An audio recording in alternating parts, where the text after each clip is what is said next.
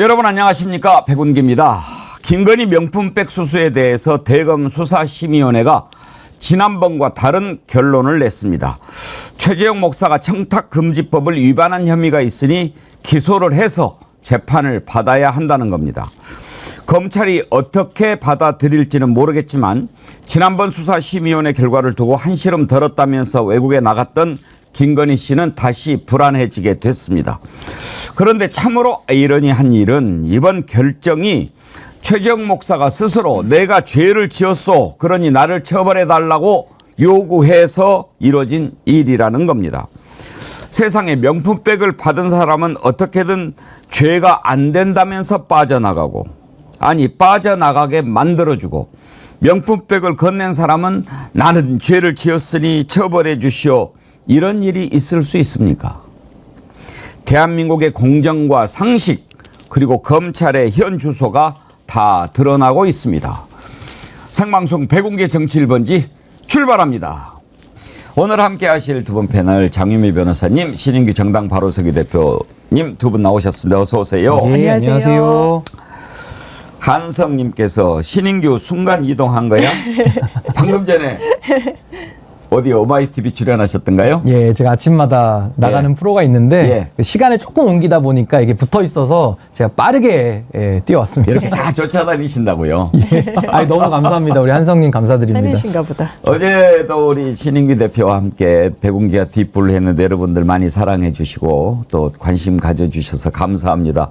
혹시 못 보신 분은 다시 보기로 보시면 참 귀한 얘기들을 많이 주고받았습니다. 황희두 이사, 신인규 대표 두 보수 진보의 젊은 시각, 그 생각, 그리고 앞으로 우리 대한민국의 정치는 어떻게 가야 할까, 이런 걸 생각해보는 자리가 됐는데 제가 아주 개인적으로 행복했습니다. 여러분들도 그 기쁨을 함께 누렸으면 좋겠습니다. 다시 보기 할 수 있으니까요, 보시기 바랍니다.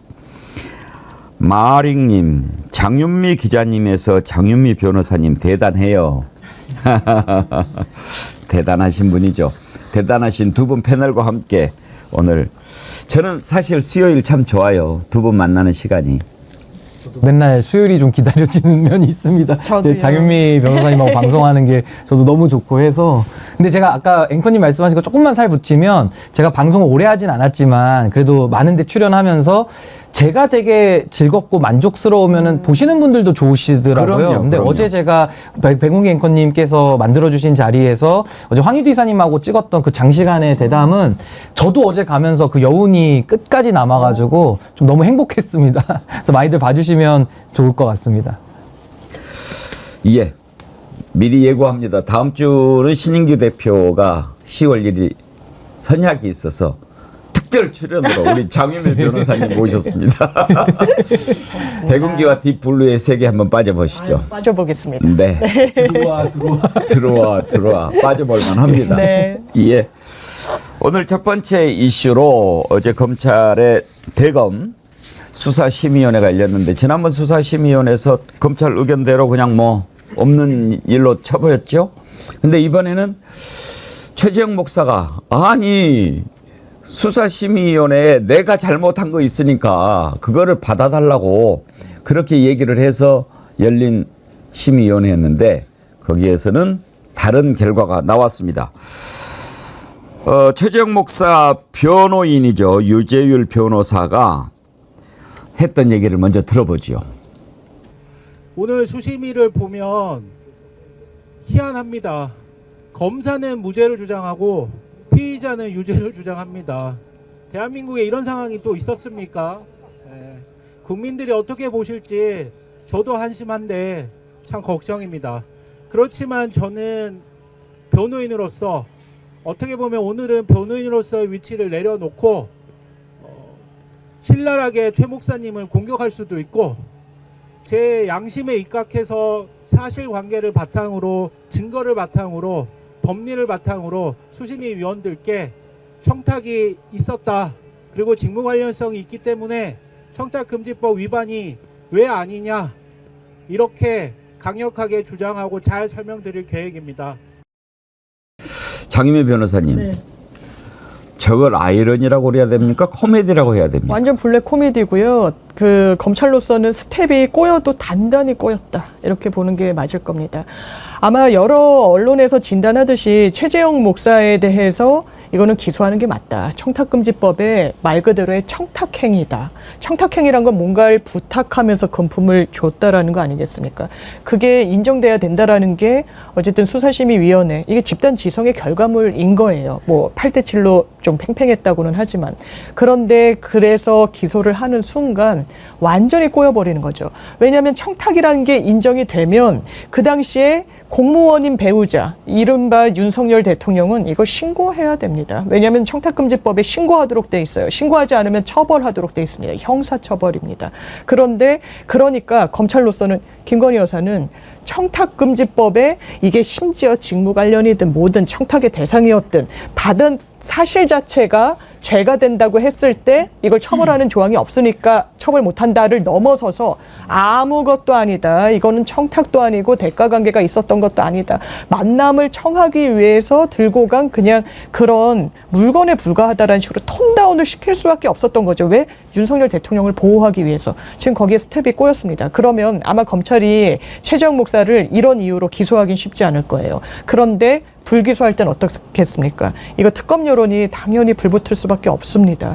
본인들이 이야기하잖아요. 수사 미진하면 공수처든 검찰이든 미진하면 우리가 특검을 안 받을 수 있겠냐. 대통령의 육성이었죠. 최상병 특검에 대해서 그렇고 다른 여타 현안에 대해서도 비슷한 입장 아닙니까? 그러면 이 수사는 잘 됐습니까? 못 됐습니까? 이게 법과 정의입니까? 아닙니까? 국민들은 특검밖엔 답이 없겠구나 생각할 겁니다. 그걸 자초한 게 검찰입니다. 참 어떻게 그런 일이 있을 수 있습니까? 아니 당신 죄 없으니까 돌아가라고. 아니 나 죄 있다고. 그렇게 하는 건데 이걸 뭐 농계작전이라고 해야 될까요? 근데 이게 저는 윤석열 정부의 모순이 누적되어 왔잖아요. 그 누적되어 온 모순이 저는 한 번에 지금 폭발하고 있는 거 아닌가라는 생각이 듭니다. 우리가 법치주의라는 게 우리 민주공화국을 든든하게 뒷받침해주는 기둥 같은 거거든요. 근데 지금 그 기둥이 좀 먹고 녹슬고 낡아가지고 와르르 무너져 내리고 있는 거 아닌가. 그게 이제 권익이라는 기둥도 있었고요. 감사원이라는 기둥도 있고요. 또 검찰이라는, 경찰이라는 이 우리 사회에서 행정부 내에서 내부 통제를 하거나 준사법의 역할들을 하는, 그래도 소신 있게 끝까지 버텨줘야 되는 이 공직자들마저도 권력의 입맛대로 법을 좌우해서 본인들의 입맛에 맞게 각색하다 보니까 이런 일이 일어난 거 아닌가 싶고요. 주가 조작도 반시장 범죄거든요. 시장 경제의 적입니다. 근데 주가 조작도 있었는데 처벌을 못하니까 논리가 꼬여버렸고, 뇌물도 우리 공직사회의 적이거든요. 이 공직의 엄결성을 보장하는 뇌물도 뇌물이 아닌 걸로 만들어야 되니까 논리가 또 꼬이는 거고요. 공천 개입이라는 것도 민주주의의 적이거든요. 근데 민주주의의 적을 갖다가 공천 개입으로 처리를 해서 처벌을 해야 되는데 이걸 아니라고 우기니까 또 논리가 꼬여버리는 겁니다. 그래서 저는 윤석열 정부가 완전히 이제 꽈배기 정부처럼 둘둘 꼬여가지고 이 실타래를 풀 수조차 없는 아주 큰 위기로 지금 저는 내려가고 있다라는 생각이 들고요. 아까 앵커님 말씀해 주신 대로 이걸 뇌물을 전제해 놓고 사실은 청탁금지법뿐만 아니라 알선수재라고 하는 특가법, 그리고 일반 형법에 나오는 뇌물, 그리고 변호사법에 나오는 처벌 규정들을 열어놓고 수사를 하고 김건희의 핸드폰까지 열어봐야 이 사실관계를 알 수 있지 않겠습니까? 근데 수사라는 게 청탁금지법으로, 배우자 처벌 조항이 없는 청탁금지법으로 축소해가지고 이건 죄가 안 된다라고 얘기한 것도 심각하고, 조사받으러 온 검사의 핸드폰을 뺏어가면서까지 부실 수사를 해가지고 내린 결론이기 때문에 국민들에게 원성을 지금 들을 수밖에 없는 상황이다라는 것이고, 또 하나는 결국에는 청탁금지법의 그 요건들에 대해서 이게 직무 관련성 여부가 문제가 되는 건데, 뇌물로 가면은 직무 관련성에다 대가성까지 있으면 성립이 되거든요. 근데 대통령실이 어떤 실수를 범했냐? 처음에는 이게 대통령 기록물이라는 주장을 했어요. 그럼 대통령 기록물이라고 하면은 당연히 직무 관련성이 있는데 외국 정상들한테 받은 선물이니까 그건 따로 보관한다는 취지인데 그 법률로 피해가려고 했었거든요. 근데 이게 너무 말이 안 되고 뭐 외국인 통해서 받으면 그럼 되는 거냐, 이런 아주 조소와 아주 그 무시까지 당하다 보니까 이제는 대통령 기록물 얘기 싹 들어가고 오히려 청탁금지법에서 직무 관련성이 없다라는 어처구니 없는 해석을 내다 보니까 지금 수심위 차원에서도 같은 검찰인데 앞뒤가 다른 해석을 두 수심위가 배치되는 의견을 지금 내고 있다라는 생각이 듭니다. 로즈마리님이요. 푸하하하 어이가 없네요. 세상은 요지경 속이다. 최 목사님의 희생정신은 역사에 길이 남을 것입니다. 감사합니다. 그러셨는데 장유미 변호사님, 추억에 매달리며 변호사님도 기가 차겠습니다. 보통은 죄가 없다고 해야 되는데 죄가 있다고 변론을 해야 하니 검사 변호사 입장이 뒤바뀐 현실이 진짜 뭔 일인지요. 그러는데 변호인이 우리 의뢰인이 죄가 있다니까요. 이렇게 하는 경우가 있습니까? 한 번도 못 봤고요. 그러면 이제 변호를 할 이유가 없으니까요. 아, 죄가 된다라고 하면 그냥 처벌을 받으면 되니까. 그런데 이런 아이러니한 상황이 벌어지죠. 검찰은 이 피고인의 무죄를 뭐 구형하고 이런 경우가 있습니다. 이게 이제 재심 사건에서 과거에 이제 역사와 관련된 사건에서는 이제 그런 건데 이게 최재형 목사가 본인을 처벌하라라고 이야기를 하고 있는 거죠. 이게 본인이 생각할 때 정의라는 겁니다. 본인이 명품백을 들고 간 부분, 이게 처음에 진술에는 그런 부분도 있어요. 그러니까 원래 만남을 청하기 위한 목적이었다. 뭐 이런 부분의 진술도 있는데 그것을 있는 그대로 원래 검찰이 받아들이지 않습니다. 피해자가 이건 아무것도 아니에요. 이건 문제되지 않습니다. 나는 호의에 불과한 겁니다라고 이야기를 할 때 수사기관이 그렇군요 하고 넘어가지 않습니다. 일반 피해자들한테 그렇다는 겁니다. 그런데 아무것도 아니라고 했을 때 이건 진짜 아무것도 아니네. 청탁성도 없고 대가성도 없고 뇌물로 보기도 알선수재의 그 물건으로 보기도 어렵다라고 이야기하는 검찰은 솔직히 부끄러운 줄 알아야 되지 않겠습니까? 이거를 부끄럽죠. 처벌을 안 한다는 게 이게 법은 국민 법감정과 그렇게 괴리돼 있지 않아요. 그게 상식입니다. 이런 부분에 대해서 검찰 조직에서 많은 검사들이 대다수 검사들이 우리 검찰이 이 수사 검사들 잘하고 있구나 박수 칠까요? 아니면 자괴감을 느낄까요? 국민들이 아실 거라고 생각합니다. 저는요, 법이라는 거는 사회적 합의, 약속이고 제도거든요. 이거는 여당 다르고 야당 다르면 안 되는 겁니다. 그러니까 결국에는 법은 만인에게 평등하게 적용이 될 때 법이 권위를 갖고 또 신뢰를 보장해 줄 수 있는 거거든요. 근데 지금 윤석열 정권은 김건희에 대해서는 법이 다 솜방망이 되거나 부러진 칼이 되고 있고 상대방에 대해서는 사실은 작은 칼을 써도 되는데 아주 큰 칼을 갖고 와가지고 거의 무슨 그 도살장에서 망나니들이 칼 휘두르듯이 그 짓거리를 지금 하고 있다는 말입니다. 그럼 저는 김건희에 대한 이 청탁금지법 사안에서는 검사가 무죄를 주장하고 변호인이 유죄를 주장하는 어처구니 없는 일이 발생했는데 그 이유는 간단하죠. 뇌물을 뇌물이라고 못 부르고 열어놓고 수사를 못하니까 대전제가 꼬여가지고 지금 이 어처구니 없는 꽈배기 상황까지 온 거거든요. 그러면 김건희 씨의 말만 그렇게 다 믿어주고 받아준다 검찰이. 그럼 이재명 대표와 조국 대표 수사나 송영길 전 대표 수사는 왜 의뢰인 말 안 믿어줍니까? 왜 그분들은 수사할 때 제3자의 장소에서 안 해주고 왜 핸드폰을 거꾸로 그때는 왜 송영길 핸드폰 그 대표님 핸드폰을 뺐습니까? 그러니까 이 수사 원칙이 안 맞잖아요. 이게 거의 뭐 코미디라고 하기도 그렇고 거의 정신이 나간 거 아닌가라는 생각이 전 듭니다. 아까 장유미 변호사님 말씀하신 대로 코미디인데 블랙 코미디죠. 수존물 수준입니다. 이건 수존물. 수존물. 락스푼 수존물 수준이에요. 제가 볼 때는. 근데 수존물도 수존물 그대로는 아름다운데 그걸 먹는데 이제 기괴한 거거든요. 그러니까 이거는 거의 수존물을 퍼 마시는 그 정도의 수사 아닌가라는 생각이 듭니다. 자, 그럼 이제 앞으로 어떻게 될지 한번 따져보죠. 마침 또 두 분 법률가께서 나와 계시니까. 일단 하나의 사건을 두고 두 가지 결론이 나왔습니다. 지난번 김건희 건을 두고 수사심의원회 열렸을 때는 이건 뭐 재판 안 가도 된다라고 했고, 근데 그때 참석한 수사심의원들은 도대체 무슨 생각으로 그런 결론을 내렸을지 그것도 참 궁금해요. 저는 그게 너무 이해가 되는 게요. 원래 수사심의위원회는 과거에도 그랬고요. 양쪽의 입장을 불러서 청취하게 하는 게 너무 당연한 건데 당연하죠. 그거를 못하게 한 거 아닙니까? 사실 최재형 목사 이거는 청탁성이 있었고 내가 그 당시에 여러 이러저러한 민원을 넣었다라는 그 당사자의 진술이 구체적으로 나왔으면 그 수사심의위원들이 그렇게 결론 내렸을까 좀 의문이에요. 그런 걸 누구보다 잘하는 게 검찰 아니겠습니까? 그러니까 막은 거죠. 지금까지 보면요. 수사심의위원회에서 이태원 참사 관련해서 서울경찰청장 원래 불기소하려고 했던 거 기소로 되는데 가장 분기점이 됐던 건 수사심의위원회 결론이었어요. 그때 유가족분들이 나와서 진술했습니다. 우리는 이런 심경이고 이렇게 처벌이 필요하다고 본다라는 거.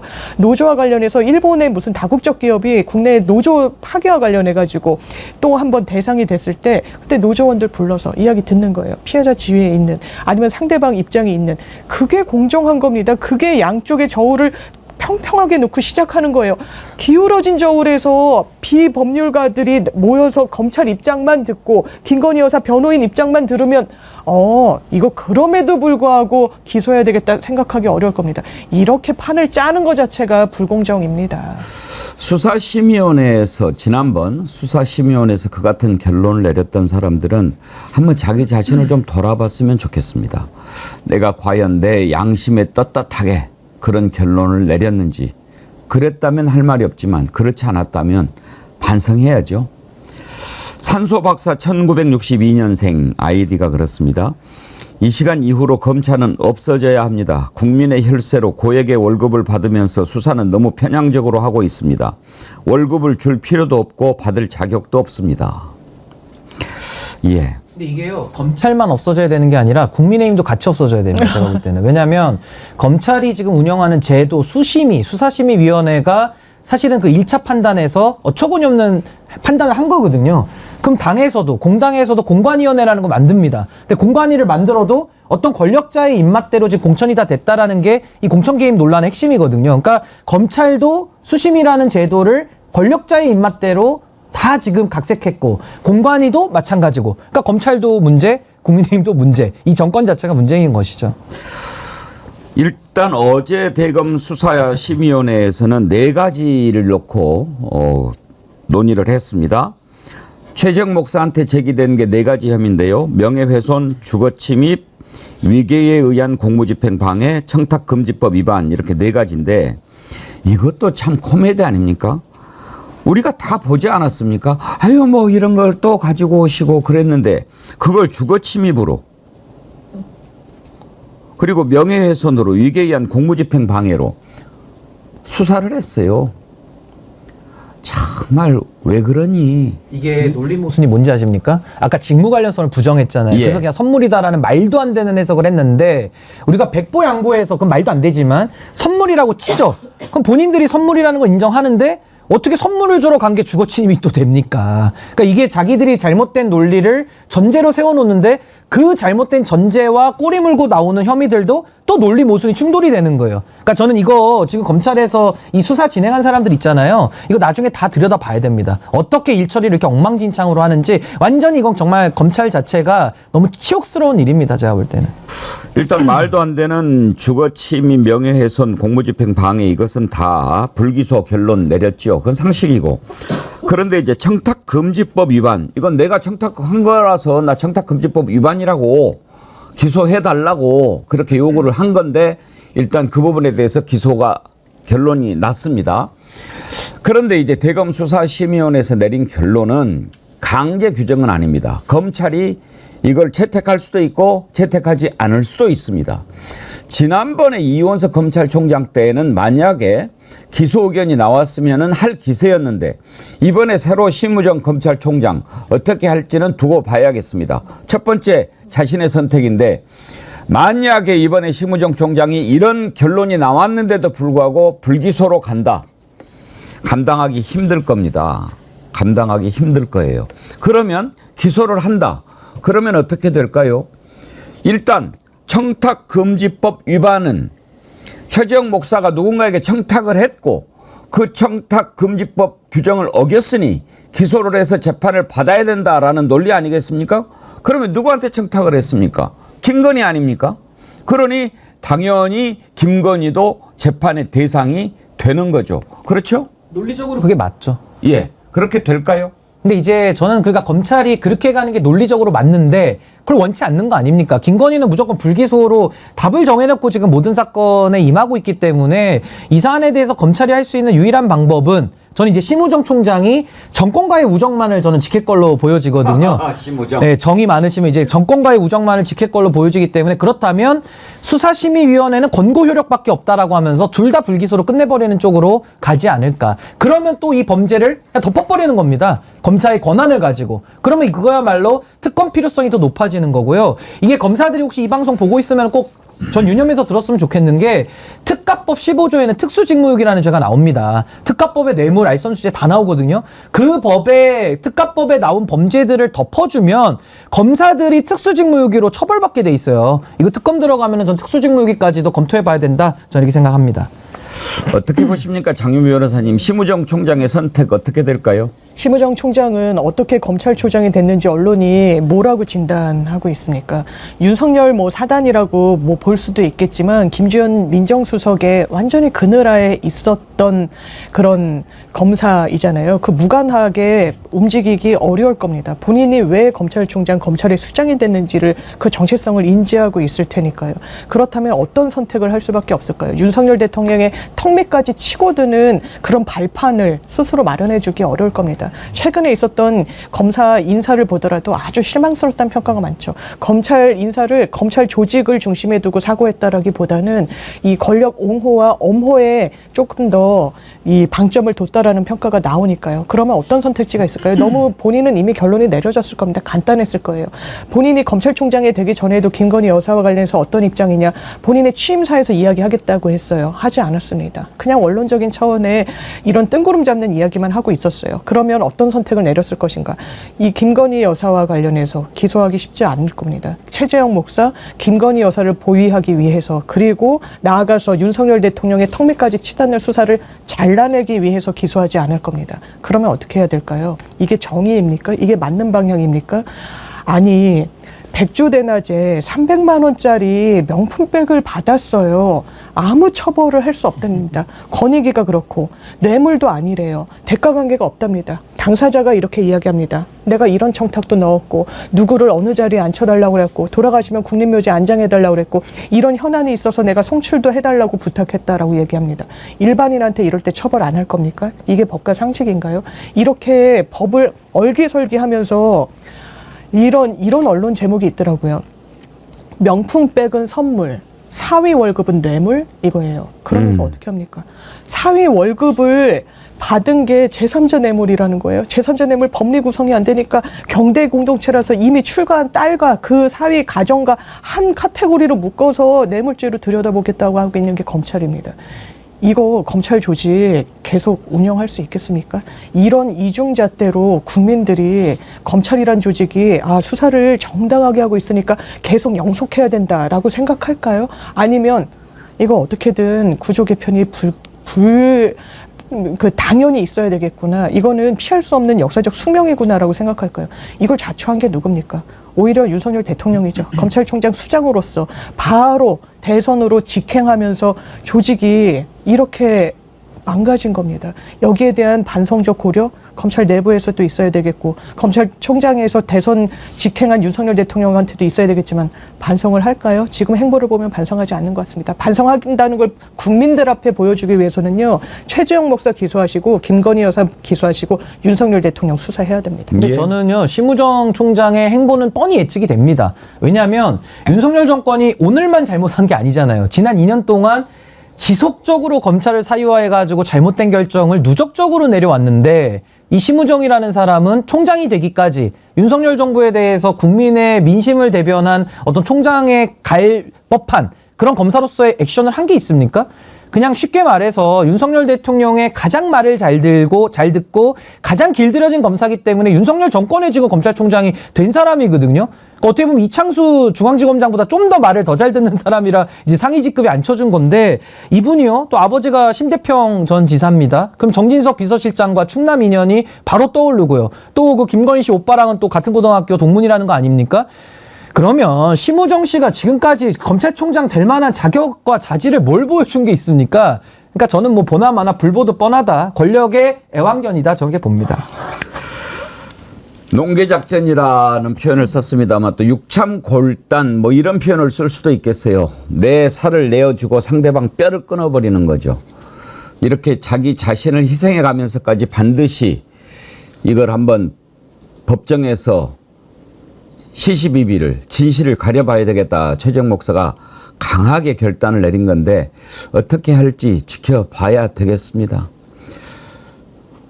만약 검찰이 이렇게 수사심의위원회가 기소하라라는 결론을 내렸음에도 불구하고 기소하지 않는다고 한다면 그때는 수사심의위원회보다 더 무서운 국민들의 판단이 기다리고 있을 겁니다. JSY5님 노래 한 곡 신청합니다. 싹 다 갈아엎어주세요. 그런 노래 있죠. 예. 김혜성님, 베트남 나트랑에서 시청 중입니다. 해외 나와도 국정은 여전히 엉망이라 안타깝습니다. 그러시죠? 정말 외국에 나가면 그런 마음이 더 생기는데. 예. 부산이대인님, 띨띨 꼬였네. 꼬였을 때는 끝을 잡고 역순으로 풀어가야 됩니다. 그러셨는데, 예. 어떻게 풀어야 될지 봅시다. 아무튼 이런 결론이 그래도 한 번씩 나와주니까 국민들이 속이 답답하다가도 한 줄기 희망을 보고, 그랬다가 또 그 빛이 들어오는 것을 다 가려버리면 암울했다가 또 다시 조그마한 틈에서 빛이 나오는 것을 바라보고 살아가고 그러는데, 언제까지 우리가 이렇게 살아야 됩니까? 근데 저는 이제 뭐 시간이 멀지 않았습니다. 지금 윤석열 정권이 너무나도 허약한 체질을 가지고서 너무나도 많은 과도한 잘못된 일들을 많이 벌려왔기 때문에, 저는 최근에도 법원에서 집행정지를 통해 가지고 방통위의 폭주를 막아서 또 MBC를 지킨 사례도 있고, 또 그 손모 씨라고 하는 주가 조작의 전주에 대해서도 실제 검찰들이 이창수 중앙지검장 체제하에서도 공소장 변경의 결재를 맡아서 결국 유죄 받아냈거든요. 그러니까 저는 사법부가 또 중심을 잡으면서 또 여러 가지 우리 국민들의 마음이 모인다면은, 저는 이 시기가 저는 생각보다 또 빠르게 또 끝이 날 가능성도 매우 높다라는 생각도 좀 듭니다.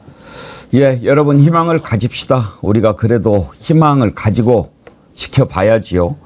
김해임호사님, 백운기의 정치 1번지는 희망의 마중물입니다. 너무 감사합니다. 제가 감사하죠. 우리 함께 희망을 갖고 함께 갑시다. 함께 하면 됩니다. 예, 함께 해야 됩니다. 우리 정어리언들은 함께 합니다. 그러면 반드시 이뤄낼 수 있을 거라고 믿습니다. 어제 윤석열 대통령이 국민의힘 당직자들을 불러서 만찬을 했는데, 그 만찬 국민들이 애당초 관심이 없었는데 관심을 갖게 된 계기가, 만찬 하기 전이나 하기 후라도 좀 둘이 얘기 좀 합시다 라고 한동훈 대표가 요청을 했어요. 그건 뭐 요청하고 말고 만나자 그러면 바로 만나야 되는 거 아니에요? 대통령하고 여당 대표인데. 뭐 서로 이렇게 당정 간에 협의를 해야 될 게 많잖아요. 그런데 그걸 안 만나줘요. 이유가 뭐냐? 야, 임마, 만나려고 그러면은 딱 나한테 뭐 정중하게 예를 갖춰서 해야지, 언론에다가 미리 흘려? 이랬다는 거 아니에요? 언론에다 흘리면 어떡 아니면 어때요? 만나면 만나는 거지, 그걸.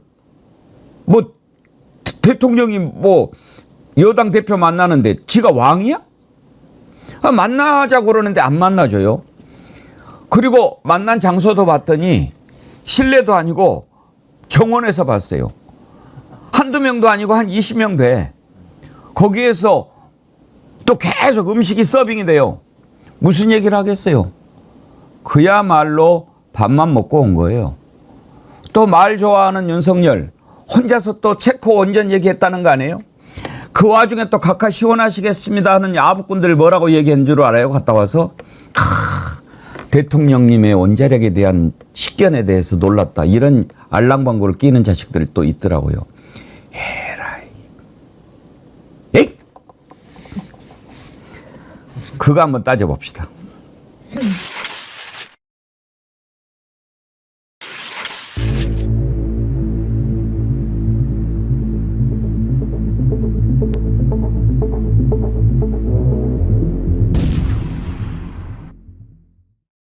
어제 만찬 끝나고 와서 여당 내부에서도 이럴 거면 왜 만났냐, 그런 얘기들을 많이 하더라고요. 맞습니다. 왜냐하면 뭐 민생의 미음도 안 나왔다라는 게 국민의힘의 참석 인사들의 워딩이니까요. 이럴 거면 왜 만났는지, 정말 국민 염장 지르려고 만났는지.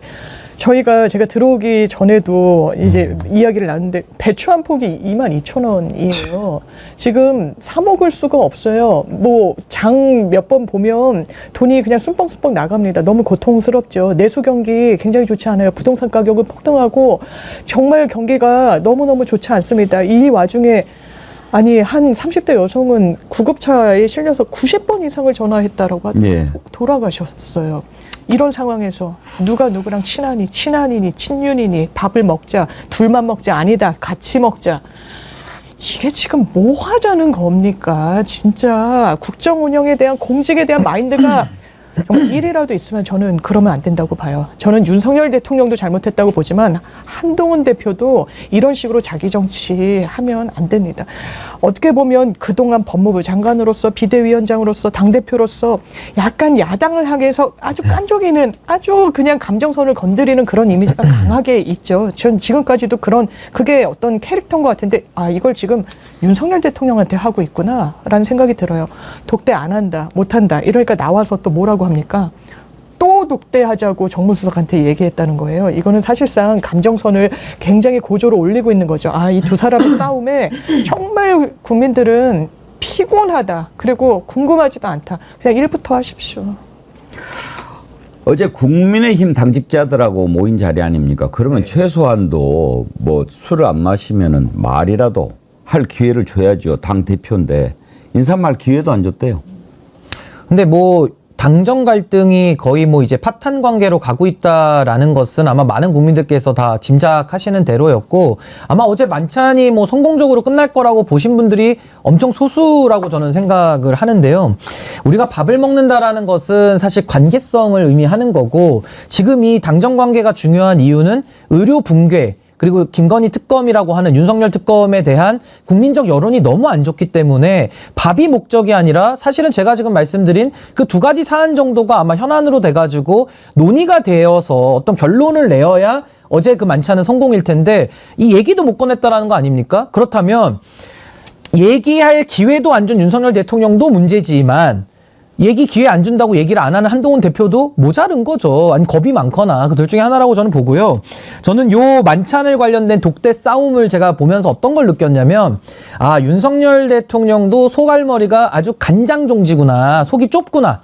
그리고 한동훈 대표도 간장종지구나. 아주 사사로운 인간이구나 라는 걸 느꼈는데 더 충격적인 거는 이 사사로운 인간들이 그동안 검찰권을 장악해서 운용해 왔다라는 걸 생각해 보니까 검찰 수사도 이렇게 사적으로 해왔겠구나. 자기가 조지고 싶으면 조지고 봐주고 싶으면 봐주고 그러면서 권력까지 찬탈해온 아주 사사로운 인간들이구나 라는 걸 제가 좀 느끼면서 사실은 좀 모골이 좀 송연했던 이런 생각도 나고요. 또 하나는 한동훈 대표는 지금 싸움의 전장을 말이죠. 독대라고 하는 형태를 가지고 또 재독대를 지금 요청하면서 언론에 흘리고 있지 않습니까? 형식을 가지고 싸울 때가 아니라 내용을 가지고 싸워야 되는 거 아닙니까? 형식을 가지고 독대해주세요, 재독대해주세요, 재독대해주세요 하면요.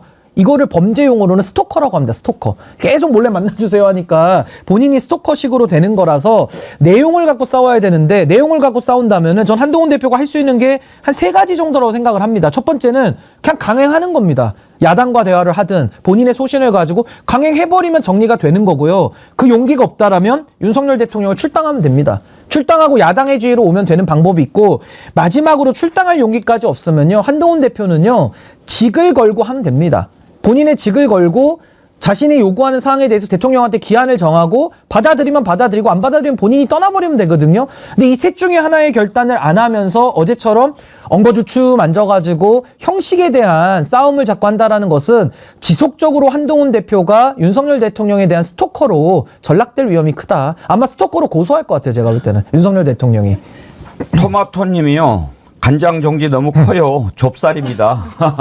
아니 그거 있잖아요. 우리가 순대 사서 순대 찍어 먹을 때 소금 소금 그 결정들 있지 않습니까? 아주 그 작아서 손톱으로 들을 수도 없는 딱 그 소금 정도 되는 속마음 아닐까. 근데 어떻게 그런 부류의 인간들이 어떻게 권력을 장악해가지고 검찰 수사도 사사롭게 했던 건 아닌지 저 그런 의심이 들더라고요.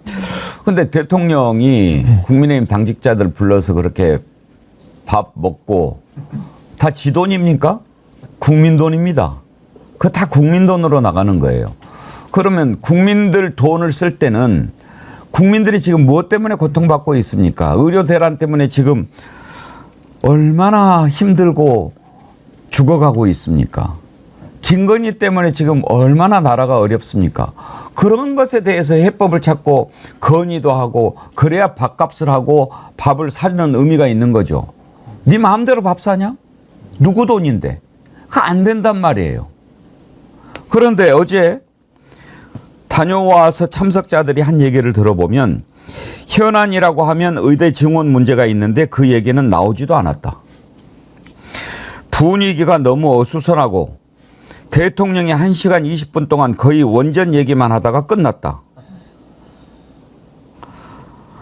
뭐 딱 한다는 얘기가 우리 한 대표가 고기를 좋아해서 소고기와 돼지고기를 준비했다.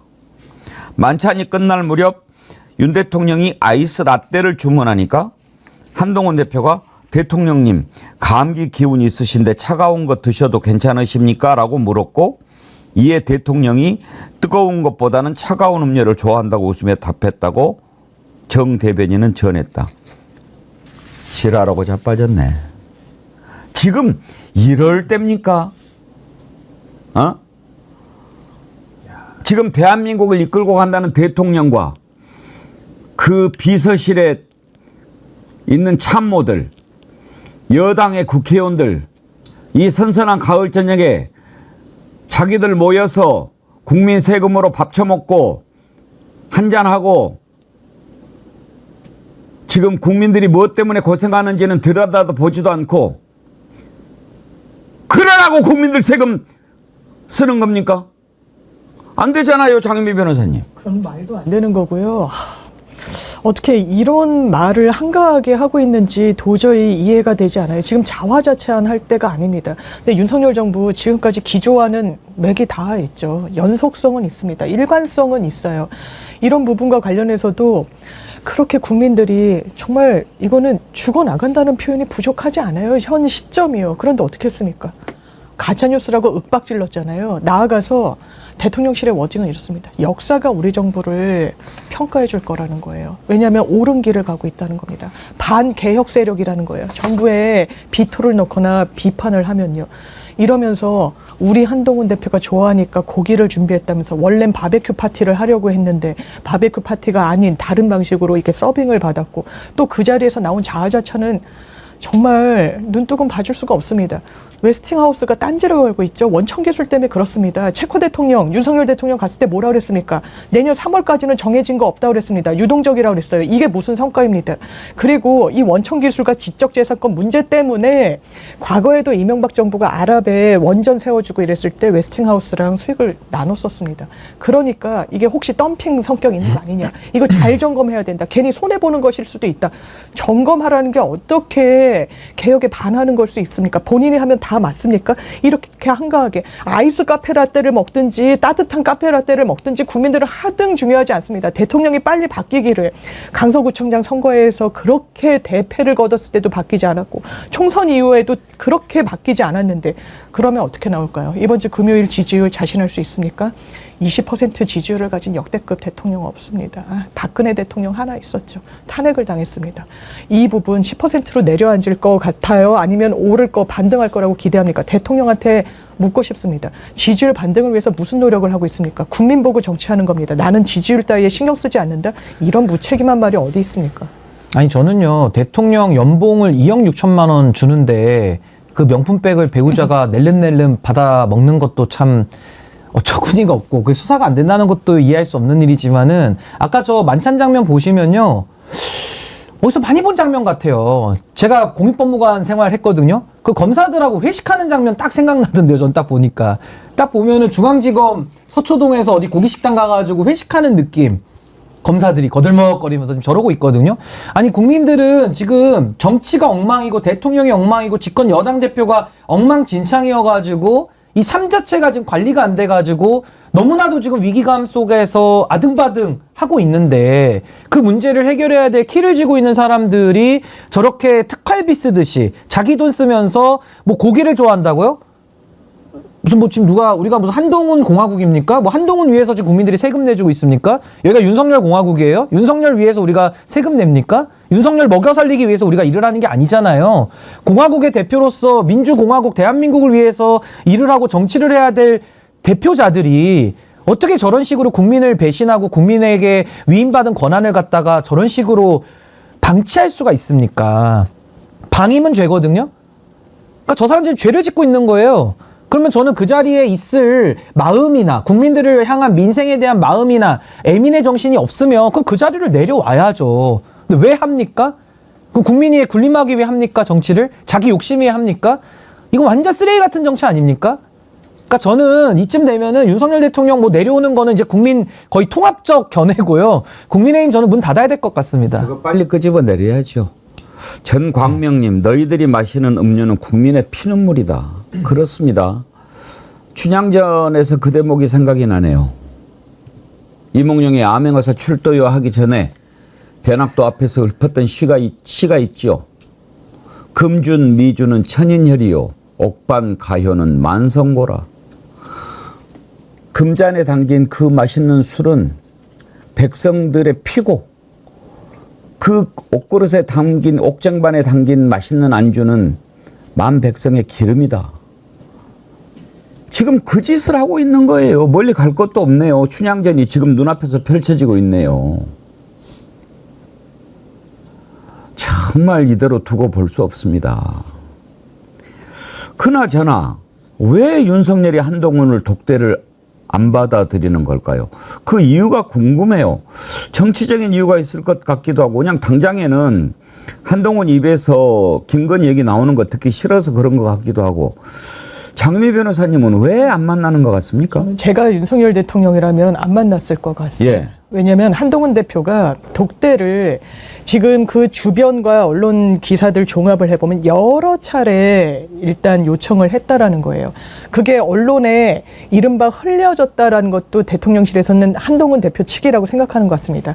여러 평가가 나오는데 아마 박대출 의원인가 자제분이 결혼식이 있어가지고 그때도 독대 이야기가 정무수석과 한동훈 대표 사이에 있어서 그걸 들은 사람들이 아마 말을 좀 나르지 않았겠느냐라는 전망도 있던데 어쨌든 대통령실의 인식은 한동훈이 자기 정치하는데 대통령을 병풍과 들러리로 세우려 한다라고 보는 것 같아요.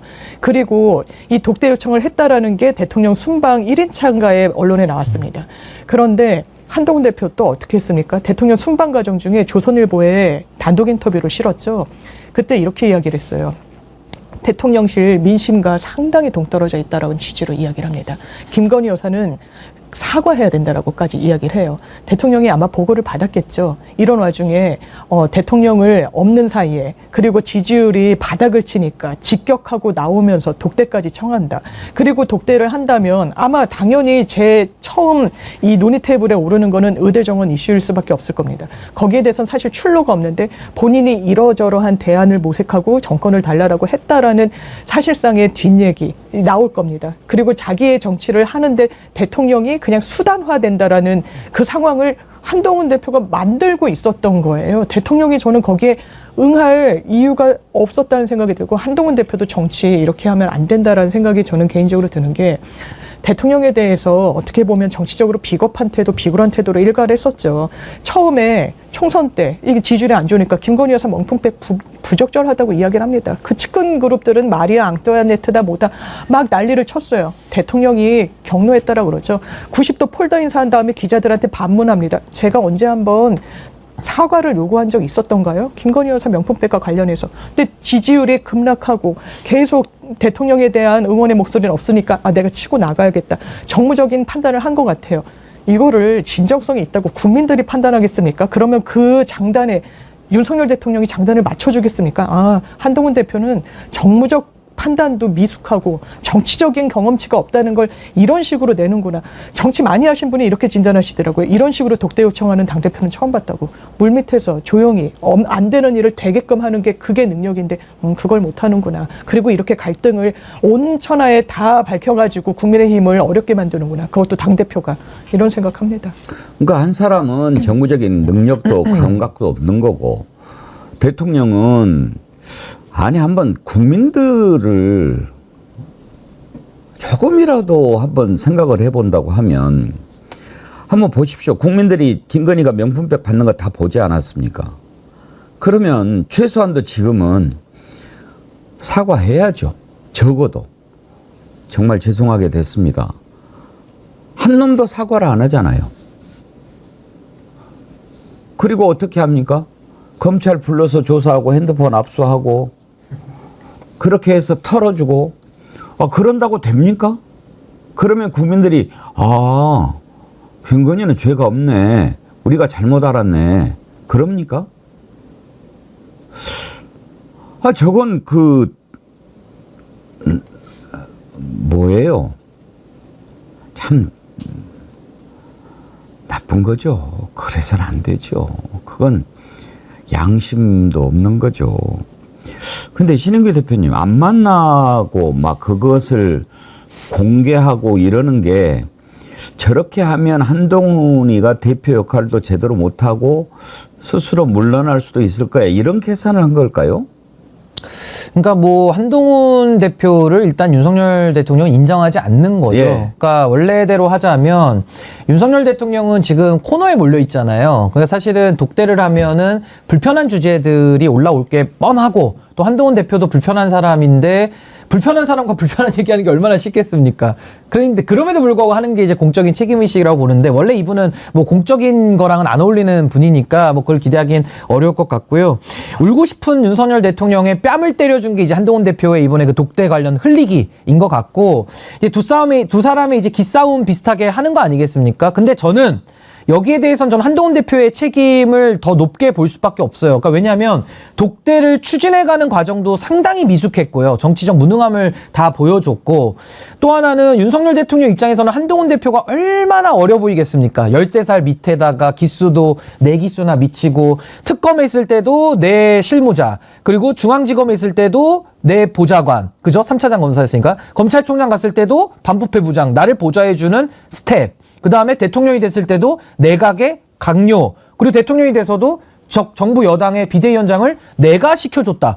근데 감히 내가 너랑 왜 겸상을 해야 돼? 이런 식의 윤석열 대통령은 아직도 그 서사에 빠져 있을 거기 때문에 당연히 이거를 안 받아줄 거고 그렇다면 한동훈 대표 입장에서는 더 조심스럽게 해야 될 필요가 있었는데 그걸 못했다라는 거고 제가 왜 한동훈 대표 책임론을 얘기하냐면요.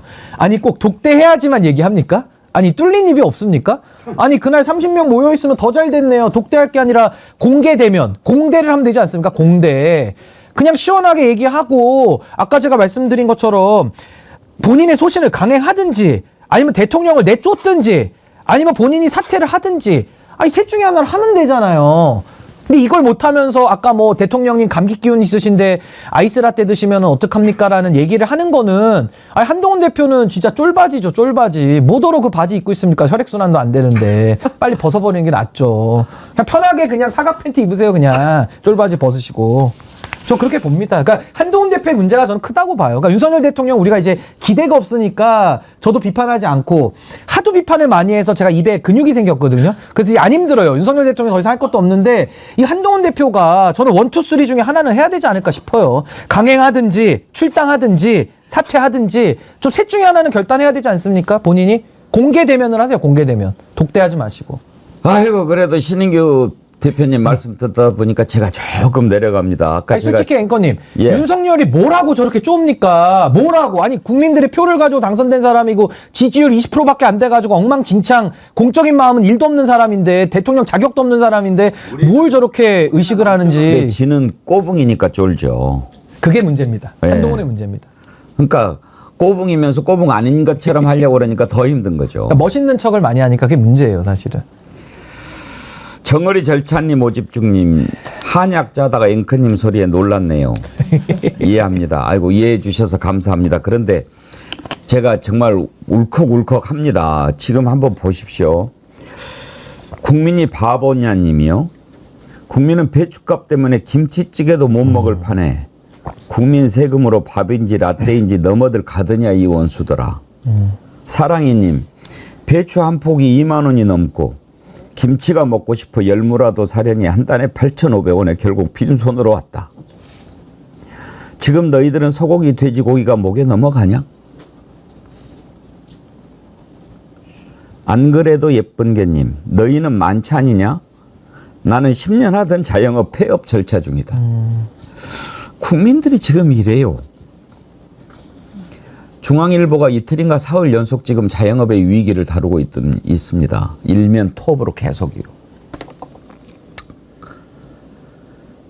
자영업하는 분들은 지금 감당이 안 됩니다.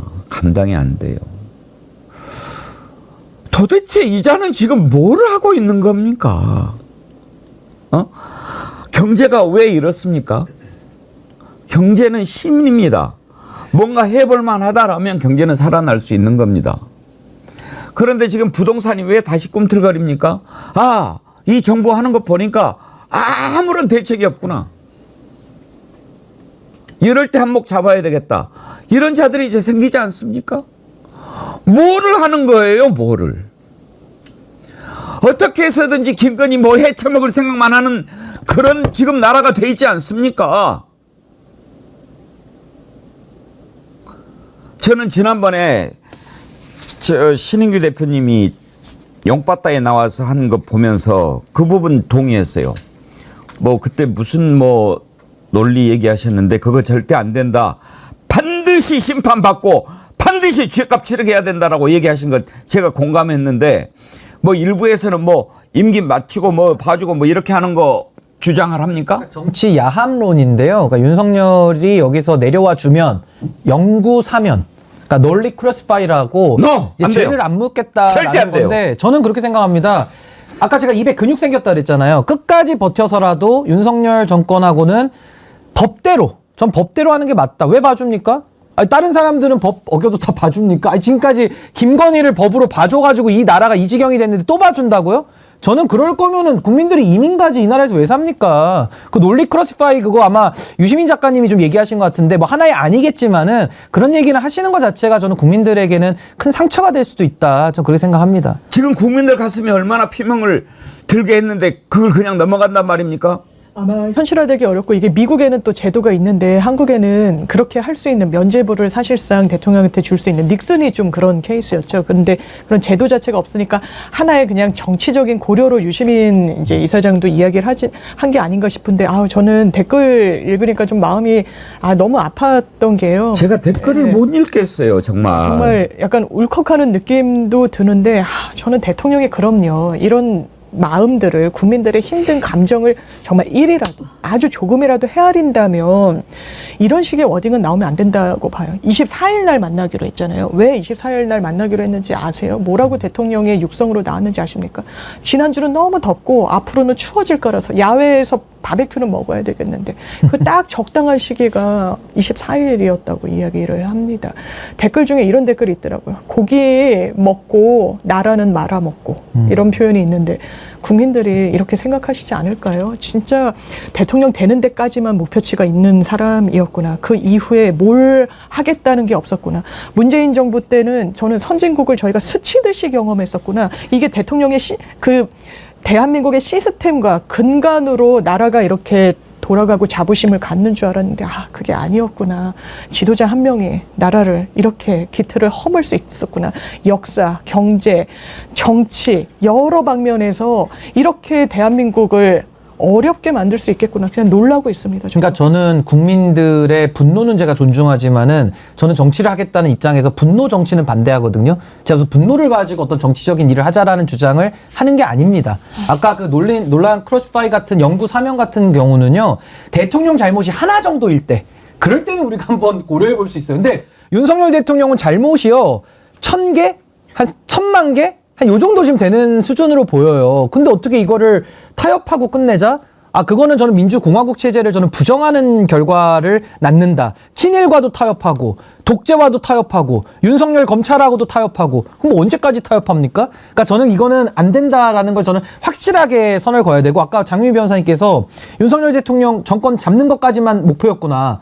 그 맞는 것 같아요. 그러면 꿈을 이뤘잖아요, 본인이. 그럼 내려오면 되죠. 꿈을 이뤘으니까. 이제 더 이상 전 더 할 일도 없다고 보거든요. 그래서 저는 윤석열, 김건희 관련된 이 둘을 중심으로 지금 이 권력형 부패가 이제 먹이사슬처럼 되어 있는데 법의 비례의 원칙대로 책임을 묻자 이겁니다. 많은 권한을 가지고 많이 해먹은 사람들은 많은 책임을 물리는 거고 적은 권한과 피치 못해서 부역했던 사람들은 그 책임만 물으면 되는 거예요. 이거는 분노 정치로서 상대방을 괴멸시키겠다 이런 뜻이 아니라 본인이 저지른 거에 대한 행위 책임의 원칙이라고 하는 우리 근대 사회에서 근대 형법을 만들면서 우리 조상들이 만들었던 그 지혜, 행위 책임에 비례해가지고 책임을 묻자라는 것이고 여기서 윤석열, 김건희에 대해서는 전 요거 하나만 우리 사회가 약속해야 된다고 보는 게 어떤 정권이 보수 진보 번갈아 가면서 어떤 정권이 집권하더라도 이 죄가 만약에 밝혀지면 전 사면은 해줘서는 안 된다고 봅니다. 예. 윤석열, 김건희에 대해서만큼은 영구 사면이 아니라 영구 불사면을 저는 제안합니다. 절대 사면해줘서는 안 됩니다. YW 최백님도요. 다음부터는 현 대통령이 전직 대통령 사면권 행사 박탈해야 된다. 그런 걸 보내주셨어요.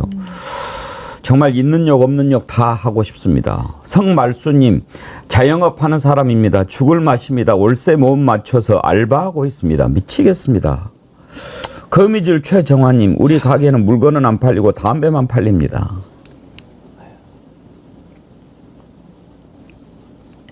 이게 너무 속상한 말이네요. 담배만 팔린다는 게 그 사시는 분들도 물론 파시는 분들도 그것만 팔리니까 속상하시겠지만은 국민들도 얼마나 속이 답답하시면 담배만 태우면서 한다는 것 자체가 너무 좀 참담하고 참혹합니다, 지금. 신드렴님, 앵커님 놀래라. 운동하면서 이어폰 끼고 있는데 이어폰 튀어나왔어요. 진정하세요. 혈압 올라가고 피가 탁해집니다. 진정하소서 그러셨는데 피가 탁해지죠. 근데 제 피 탁해지는 거 국민들 가슴 타들어가는 것에 비하겠습니까? 어쩌다가 이런 대통령을 만났는지요. 가장 큰 죄가 뭘까요? 이 대한민국의 가치를 뒤바꿔 버린 거 아닙니까? 어제 국회 문체위에서 홍명보 감독, 정몽규 축구협회장 이렇게 출석해가지고 그걸 따졌는데 그걸 보면서 축구 우리 국민들이 가장 사랑하는 스포츠 아닙니까? 왜 그게 이 자리까지 서게 됐는가? 많은 것을 생각하게 됐습니다. 짧게 그 내용 한번 다뤄보겠습니다. 오늘 들으면서 다시 한번 좀 느끼는 거는 정몽규 회장 체제가 끝나는 게 맞구나라고 하는 걸 다시 한번 좀 느꼈습니다. 그러니까 뭐가 문제인지도 문제의식이 없죠. 공감 능력도 없습니다. 풀어나갈 능력도 없는 거죠. 홍명보 감독이 불공정한 방식으로 선임됐을 때 제가 아는 지도자가 저에게 연락을 했습니다. 이제는 지도자를 그만할 생각이다. 그러니까 이름 없던 사람들은 이름 없는 지도자는 10년을 15년을 밑바닥에서 계속 굴러도 프로팀 코치 한번, 프로팀 감독 한번 하기가 어렵습니다. 근데 누군가는 저렇게 특혜를 발휘하면서 국가대표 감독을 준다? 나는 이제 감독 못하겠다, 지도자 못하겠다 이런 이야기를 했죠. 비단 이번 사건만 전 그렇지 않다고 봅니다.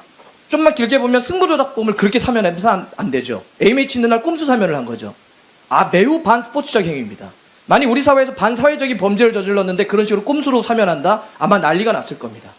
클린스만 감독 그때 당시 전력강화위원들에게 발표한 당일날 소집해서 바로 그날 통보하고 30분 뒤에 발표를 합니다. 말도 안 되죠. 파리올림픽 진출 실패했다고 하는데 그게 그냥 실패한 게 아닙니다. 축구 질 수 있죠. 근데 그때 어떻게 했냐면 파리올림픽을 이끌어야 되는 황선홍 감독을 굳이 안 해도 되는 임시감독으로 겸임시킵니다. 많은 사람들이 그러면 안 된다고 했죠. 위험하다고. 하지만 그 판단을 못합니다. 결국은 파리올림픽 진출 실패했습니다. 또 홍명보 감독까지 이어지는 거죠.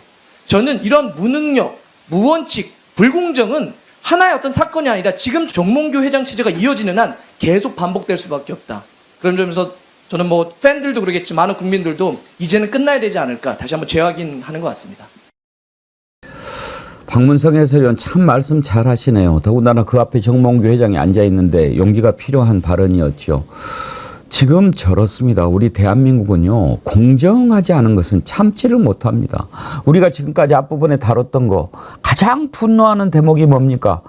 공정하지 않다는 겁니다. 더군다나 그 자는 지 자신이 입으로 공정을 외치면서 대통령이 됐던 자예요. 그런데 자기 마누라 건에 대해서 하는 거 보십시오. 이렇게 공정의 가치를 마음대로 짓밟아 버려도 됩니까? 어제 그 자리에서 결국은 이임생 기술협회장, 기술 뭐죠? 기술위원회 회장인가요? 결국은 뭐 그만두더라고요. 예. 근데 정몽 회장은 그 자리가 뭐 그렇게 탐이 나나요? 그러니까 이게 참 같은 스포츠 종목인데 우리가 그 양궁협회 있지 않습니까? 그러니까 정의선 아마 회장이 그 하고 있는 걸로 알고 있는데 참 같은 현대 그 어째 범현대에서는 같은 뿌리지만은 이렇게 차이가 나나. 그러니까 그 정의선 양궁협회장이 운영하는 걸 보면 양궁이라는 것이 공정의 상징 아닙니까? 그러니까 이번에도 아마 올림픽 가서 금메달 거의 싹쓸이 했을 겁니다. 그러니까 뭐 우리나라 국민들이 워낙 손재주도 좋고 양궁을 원래 활을 잘 쏘니까 잘하는 것도 있겠지만은 그 협회라는 것을 어떻게 운영하느냐에 따라서 성공하는 협회, 성공하는 종목 만들기도 하고 이 정몽규 협회장처럼 협회를 사유화하고 완전히 윤석열 판박이로 가가지고 지금 협회 운영하다 보니까 다 썩어버리는 거예요. 그냥 식구정한 그냥 구정물만 드글드글 하는 겁니다. 그러면 구정물에는 뭐가 살죠? 날파리, 똥파리 같은 것만 꼬이는 겁니다. 그러니까 거기서 맑은 물에 사는 뭐 송사리나 뭐 물고기나 이런 사람들은 살 수가 없는 거예요. 그러니까 이민 가거나 축구 종목을 떠나겠죠. 이게 나라가 되겠습니까? 저는 지금 이 한국 정치에 윤석열을 정점으로 한동훈을 부정점으로 해서 이 썩어 빠진 대한민국 정치가 이 축협의 모습이 축소판으로 되어 있는 거 아닌가. 전 그런 생각을 좀 해봤습니다. 어제도 제가 딥블루에서 그런 얘기 했습니다. 지금 야구하고 축구하고 너무나 대비가 되지 않습니까? 야구는 1000만 관중을 처음으로 넘어섰습니다. 많은 이유를 꼽지만 가장 큰 이유로 ABS 시스템, 그러니까 볼 스트라이크 판정 시스템, 이걸 도입한 것을 가장 큰 이유로 꼽습니다. 왜? 공정하니까. 이건 뭐 심판의 자의가 개입할 여지가 없는 거죠. 누가 봐도 얼른 보기에는 스트라이크 같은데 조금이라도 비껴나가면 볼이고, 타자가 뒤로 막 놀라서 자빠질 정도라도 그 안으로 들어가면 스트라이크. 모든 국민들이 다 보는 가운데서 그 판정을 합니다. 이게 맨 처음에 시작됐을 때 그 얼마나 그게 중요한지 모르는 일부 심판이 그거 가지고 야야야 볼이라고 우겨 이랬다가 혼났죠. 이 공정한 것을 기대하는 젊은 사람들이 아, 프로야구는 이제 공정하구나. 그래서 1000만 관중이 되는 거 아닙니까? 지도자가 그래서 중요한 겁니다. 지금 KBO 총재가 허구현 씨입니다. 선수 출신이에요. 선수를 해봤기 때문에 아는 겁니다. 바로 이런 사람의 결단이 오늘날 프로야구를 이렇게 1000만 관중 시대를 만들었다면, 아니 어떻게 대한민국 축구 대표팀이 축구를 하는데 우 하는 소리를 들어야 됩니까? 우리 붉은 악마가. 그거 선수들 축구 못하라고 하는 건 아니잖아요. 홍명보 들으라고, 정몽규 들으라고 하는 거잖아요. 오죽하면은 붉은 악마들이 정몽규 물러나라라고 이렇게 하면서 하겠습니까? 왜 이 지경을 만들어 놨습니까? 공정을 찾아볼 수 없으니까 그런 거예요. 그렇지 않습니까? 아니 제가 아이가 어린데 이렇게 뉴스를 많이 틀어놓으니까 집에 그러면 이것저것 물어봐요. 뭐 이를테면 윤석열 대통령 옆에 서 있는 사람 누구야? 뭐 이렇게 묻기도 하고. 근데 엄마 왜 사람들이 홍명보 나가라고 하는 거야? 뭐 이렇게 묻더라고요. 근데 대답해줄 말이 없는 거예요. 이따도 나오시겠지만 강유정 의원이 어제 이제 국회 현안 질의에서도 이 절차가 다 정관에도 위배돼서 그냥 주먹구구식으로 됐다라는 거예요. 제가 예전에도 한 다른 방송에서 이 감독 선임 절차에 대해서 이야기할 기회가 있어서 좀 공부를 했는데, 지금은 캐나다인가요? 어디 일단 그 해외 감독이 있는데 3D 무슨 시뮬레이션까지 준비해서 이 PPT 같은 걸 했다는 거예요. 홍명보 감독은요, 집 앞에서 면담한 게 전부입니다. 그러니까 학연으로 지금 한 거 아니냐, 주먹구구식으로 한 거 아니냐. 그리고 축구협회 내부에서도 뭐 국내파가 된다고? 이런 얘기 없었는데, 공유된 거 없는데, 절차를 밟은 것도 없는데 이러고 있는 거예요. 그런 와중에 축구협회장을 사연임하겠다고 이야기를 하고 있으니까 이 축구 팬들이 나가라고, 우리는 용납하지 못하겠다고 하는데, 또 국가대표 축구 선수는 우리 지라고 하는 거냐고 막 팬들이랑 언성을 높여서 또 싸우기도 하고요. 이게 정말 총체적 난국 아닌가. 아, 스포츠의 이 불공정. 왜냐하면 이 엘리트 스포츠라는 게 너무 폐쇄적인 부분이 있어서 일반인들이 접근하기 어려운 부분이 있는데, 축구협회 이런 식으로 운영하면 되겠습니까? 정부 감시 받아야 돼요. 정부 돈 상당히 많이 지원받거든요. 이런 부분과 관련해서 투명하게 해야 됩니다. 그래야 대한민국 축구가 발전을 하죠. 선수 개인기에 기댈 게 아닙니다. 그러니까 저는 축구협회는 그냥 한마디로 얘기하면 기득권이죠, 기득권. 근데 그 기득권이 하나는 이제 군림하는, 권위적인 군림으로 이제 하나 드러나서 그 축구 선수들 위계 있지 않습니까? 그러니까 홍명보의 위계를 통해 가지고 기득권을 더 유지 강화시키는 거고, 또 하나는 기득권의 특징은요, 끼리끼리 해먹는 겁니다. 공정이 없어요. 그러니까 자기들끼리 다 밤에 그냥 하는 거예요. 그 칠불사나 이런 데서 그냥 공천 뭐 논의하고, 공관위원 저기 국민의힘에서 막 김건희가 개입해서 이철규가 하고, 이게 그 지금 끼리끼리 하는 거 아닙니까? 똑같아요, 정치권하고. 그러니까 여기에 대해서 저는 국민들이 불신과 불만과 전 항의를 하고 있다라고 저는 생각합니다. 어제 그 국회 현안 질의에서 가장 돋보였던 분이 바로 민주당의 강유정 의원이었습니다. 동네 개모임만 또 못하다고 그렇게 호통을 쳤는데 그 장면 한번 보실까요? 세 사람을 비교한 보고서가 A4 5장 분량으로 있다고 하길래 제가 요구했더니 요 PPT 한 장을 달랑 보냈는데요. 요즘 중학생 축구 팬도 이거보다 훨씬 더 구체적인 전력과 전술을 비교한 평가표를 각각 개인 후보당 A4 5장을 만들 거라고 생각합니다. 저는 심지어 사후적으로라도 저한테 만들어 제출할 줄 알았지 이렇게 성의 없는 평가 보고서에 A4 한 장, PPT 한 장짜리가 올 줄은 생각을 못했던 겁니다. 자, 그 부분에 있어서 얼마나 제가 아까 말씀드렸죠. 개모임이나 요즘 동아리 모임에도 정관이 확실해요. 개모임이나 동아리 모임도 들어가고 나갈 때는 그 정관에 대해서 위배되면 상당한 책임을 묻고 민사소송도 감안해야 합니다. 그런데 동네 개모임이나 동아리만도 못하다라는 생각 일단 들고요. 개모임만 또 못한 그런 짓을 하고 있습니다.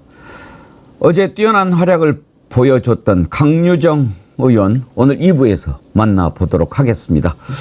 오늘 1부 함께해 주신 장유미 변호사님, 신은규 대표님 두 분 수고하셨습니다. 감사합니다. 고맙습니다. 네, 감사합니다. 예.